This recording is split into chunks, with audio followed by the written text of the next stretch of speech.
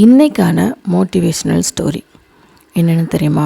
ஒரு வாய்ப்பு உங்களை விட்டு போகுது அப்படின்னா அது நன்மைக்கேன்னு யோசிக்கிற பட்சத்தில் அடுத்த வாய்ப்பு உங்களுக்காக காத்துட்ருக்குன்னு நம்புகிற பட்சத்தில் உங்கள் முயற்சியை இடைவிடாமல் நீங்கள் போடுற பட்சத்தில் வெற்றி கனி உங்கள் கையில் ஒரு நாள் வந்து நிற்குங்கிறத உறுதிப்படுத்துகிற வகையான கதை பார்க்கலாமா? இந்த கூட்டி பெருக்கிற வேலைலாம் பார்ப்பாங்கள்ல, அந்த மாதிரி ஒரு வேலைக்காக அப்ளை பண்ணியிருக்கிற ஒரு இளைஞர், சரிங்களா? அந்த வேலைக்கு இன்டர்வியூக்காக போகிறார். இன்டர்வியூ எடுத்து எல்லாம் பேச்சு வார்த்தை எல்லாம் கேள்வியெல்லாம் கேட்டு முடிச்சதுக்கப்புறம் அப்பாயின்மெண்ட் முன்னாடி உங்களோட இமெயில் அட்ரஸ் என்னன்னு கேட்டிருக்காங்க. அவர் இமெயில் அட்ரஸா அப்படின்னா எனக்கு என்னன்னே தெரியாதே அப்படின்னு சொல்லியிருக்கார். என்ன, ஒரு வேலைக்கு வந்துட்டு ஒரு இமெயில் அட்ரஸ் கூட இல்லையா?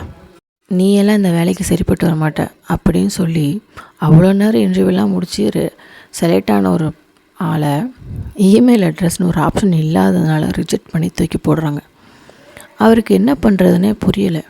வேலையும் போயிடுச்சு, வேலையும் கிடைக்கல, என்ன செய்கிறதுன்னு தெரியாமல் நிலைமையில முழிச்சிட்டு இருக்கும்போது அவர் கையில் ஒரு 10 ரூபா இருந்திருக்கு.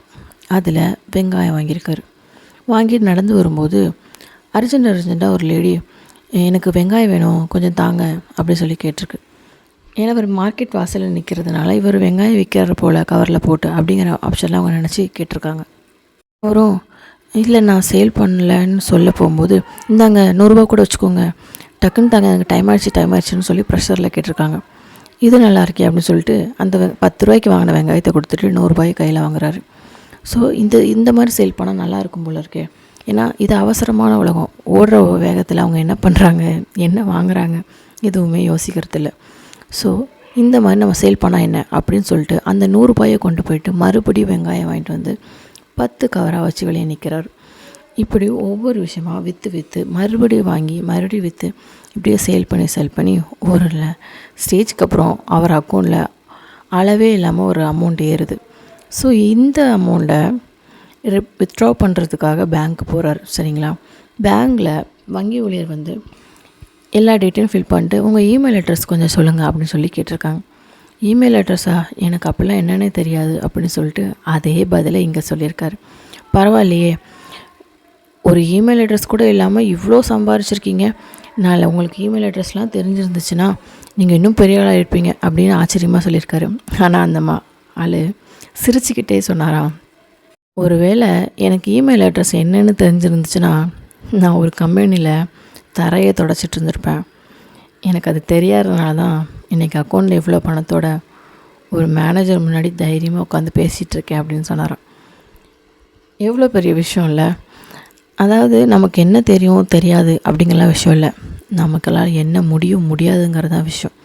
நம்மளோட திறமையை பார்த்து நமக்கு வேலை கொடுக்குறாங்களா இல்லையா, நம்ம திறமைக்கான அங்கீகாரம் கிடைக்குதா இல்லையா, நீங்கள் முயற்சியை முழுசாக போட்டிங்களா இல்லையா, இப்படி எல்லா கேள்விக்குமான பதில் ஆம்னு இருந்துச்சுன்னா நிஜமாகவே அது ஒரு நல்ல அச்சீவ்மெண்ட். உங்களோட திறமையை புரிஞ்சிக்காமல் ஒருத்தவங்களுக்கு ரிஜெக்ட் பண்ணுறாங்க அப்படின்னா அவங்களுக்கு நீங்கள் வேல்யூ பண்ணணும், பதில் கொடுக்கணும். ஏன் இப்படி ரிஜெக்ட் பண்ணாங்கன்னு வருத்தப்படணும் அப்படி எந்த அவசியமும் இல்லை. உங்கள் திறமைக்கான முழு அங்கீகாரம் உங்களை தேடி வந்துகிட்டே தான் இருக்கும். அதை நீங்கள் கரெக்டான வழியில் நீங்கள் பயன்படுத்திக்கிட்டீங்க அப்படின்னா இந்த வெங்காயம் விற்கிற ஒரு பெரிய பணக்காரான மாதிரி நீங்களும் ஆகிறதுக்கு, நீங்களும் ஒரு அச்சீவ்மெண்ட் அடையிறதுக்கு நிஜமாக உதவியாக இருக்கும். ட்ரை பண்ணி பாருங்கள். இந்த வீடியோ உங்களுக்கு பிடிச்சிருந்துச்சாலோ இல்லை புரிஞ்சிருந்தாலும் இந்த வீடியோவை ஒரு லைக் அண்ட் சப்ஸ்கிரைப் பண்ணிடுங்க. எல்லோரோட சப்போர்ட்டும் எனக்கு ரொம்ப ரொம்ப முக்கியம். இது வரைக்கும் சப்போர்ட் கொடுத்ததுக்கும் ரொம்ப ரொம்ப நன்றி. தேங்க்யூ.